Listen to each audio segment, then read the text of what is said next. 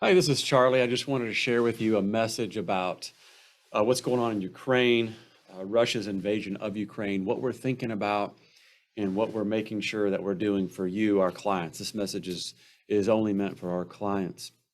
So first of all, what's going on is terrible. It's tragic, and unfortunately, it's probably going to get worse before it gets better. So all we can do right now is just hope and pray for the Ukrainian people and the world leaders to make good decisions to try to help them in any way possible. And how to do that is way above my pay grade, of course. I can't imagine some of the decisions that need to be made in that area. But our job, of course, is to make sure that your income, your potential income, your investments are still going to support you and allow you to meet your goals during times like these. So I wanted to share with you what we think about when these things happen. First, I want to share with you a little bit of historical perspective. And I think that helps. It helps us as advisors to understand what the future might hold. Obviously, we cannot predict the future. There's no way to know what Putin is going to do and no way to know the outcome of this situation. Obviously, anything is possible. And that's the scary part of this. Our minds tend to follow these things through to a conclusion, and again, nothing is out of the question in this scenario. So that's kind of scary for all of us and how it might affect us. But let's look at the past and look at some historical perspectives. And again, I believe that can help us. One of the things here that I thought was interesting that I hope you find useful as well is a piece from Vanguard. And they've looked back at some historical events that might help us learn or at least give us a perspective. And the headline here you can see is geopolitical sell-offs are typically short-lived. What does that mean? Well, it means when something like this happens, there's fear. Immediately there's fear, even in the United States, fear over their money, quite frankly. I know it sounds crass to be thinking about money while other people are dying and there's hundreds of thousands of refugees, but that's what happens. One article said, and I think it said it really well, it said the stock market is heartless. So let's just get that out there right now. It's terrible to be thinking about our money when people are dying, but we have to. So you can see here, the graph shows several different events. So let's take here on the left, first one here, Cuban Missile Crisis, which I think, and obviously I wasn't alive at that time, but I can't imagine how scary that must have been because the world literally could have ended via nuclear annihilation. So that's pretty scary stuff. And initially the news came out and the stock market was down 5%. And I believe here the statistic, we're probably talking about the S&P 500, but nonetheless, you get the idea. 6 months later, which is represented by this bar right here, it was up 21%.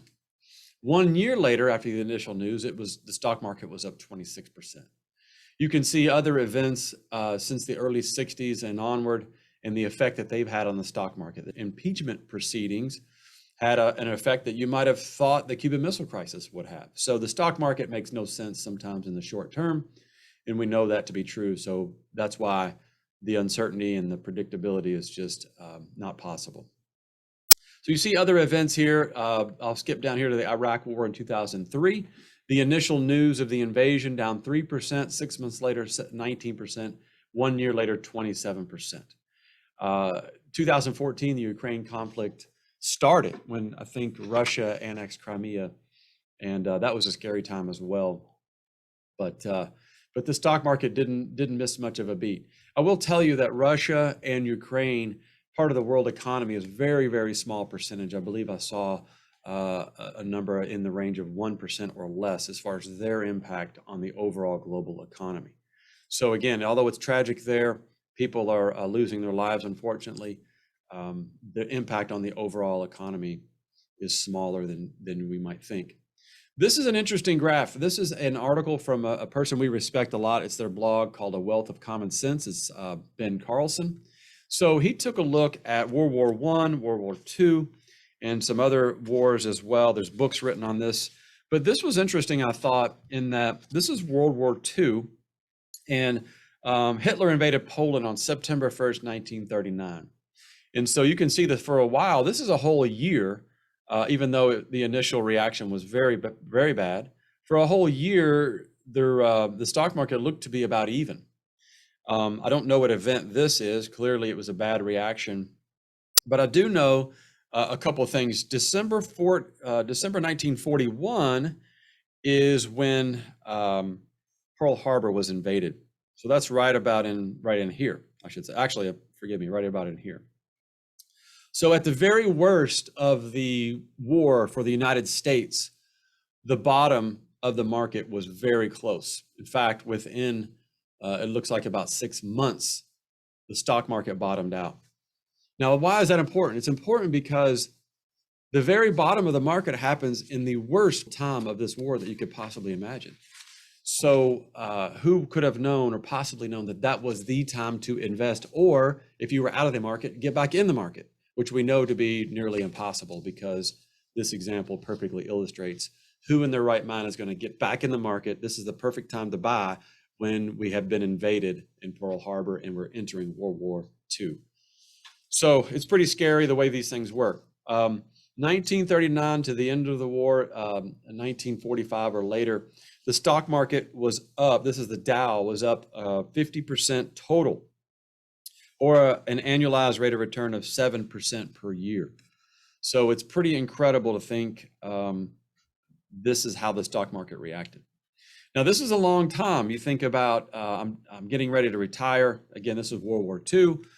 My money is going to go down for a long time. So here's how we think about this. Here's how we use historical perspective to help our clients, our clients, and have the income that you need for retirement. We think, when are you going to need the money? If you're near retirement or in retirement, we want 5 years to 10 years of possible safer investments. There's nothing perfectly safe out there. Even if you have cash, inflation is high right now, the cash is in a decline in value. So there are vehicles that are safer: bonds, government treasuries, possibly annuities for people that might need those. Those are the things we look at to provide income for that 5 or greater year period, because we believe that most of the time, and history tells us that if you can have safe investments that cover you for that time, you don't have to withdraw. You won't have to withdraw investments that are down. So you will have the income that you need. And if you can avoid withdrawing investments that are down, you avoid locking in those losses. That's what we do not want to do. In fact, there's a phrase for this as you enter retirement. If you pull out money from stocks that are down, that's called sequence of return risk. So let me explain that and get a little technical for a second. Over the life of your retirement, from the beginning to the end, you could have the same exact average rate of return, let's say 7%. But if you start your retirement by withdrawing from investments that are down, like in this scenario, in other words, you were too aggressive, you don't have safe investments to withdraw from, you don't have 6 months to a year of cash-like investments, and you were forced to withdraw equities that are down because you were too aggressive. Well, you could possibly run out of money in that scenario. That's exactly what we're trying to avoid. We do not want that to happen to any of our clients. We're doing everything we can to avoid that. That's why many of you near retirement have more bonds than you did before, more safer investments. So that's what we're thinking about. And that's our main goal in these situations, to make sure that you have the cash to sustain you for the next 5 to 7 years of retirement at least. And so that's how we think about it. That's really pretty much the way we focus and the way we protect our clients from these types of scenarios and from running out of money, and to allow you to continue to meet your retirement goals, even if the Russia-Ukraine crisis progresses to get worse than we hope it will. So I hope that helps, just to understand what we're doing, what we're thinking about, and how we think about portfolios as far as what happens during these terrible times.